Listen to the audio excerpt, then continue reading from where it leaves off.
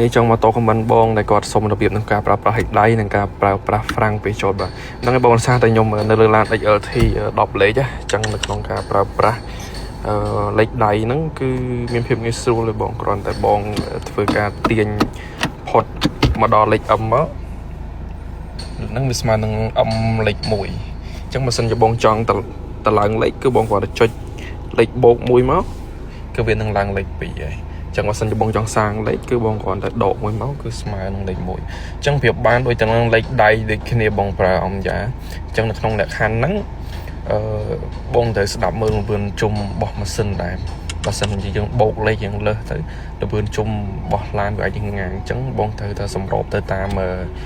កម្លាំងម៉ាស៊ីនរបស់បងជាក់ស្ដែងដែរនៅក្នុងការប្រើប្រាស់ហិចដៃបងចឹងពេលវាពីអីបងអាច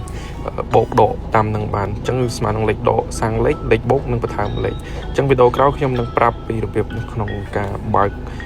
ហ្វ្រាំង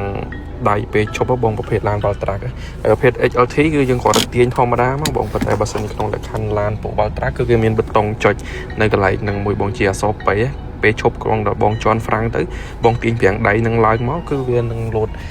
សញ្ញានៅលើនឹងដូចគ្នាបងអរគុណច្រើនខ្ញុំសូមបន្ថែមតិចដែរបងអញ្ចឹងបើសិនក្នុងលក្ខខណ្ឌឡានបងកំពុងតែរត់នៅលេខ D បើសិនជាបងចង់វាយទៅលេខដៃអត់អីទេបងពេលរត់ហ្នឹងក៏បងអាចធ្វើការទាញចូលបានគាត់ទៅចុចច្បាច់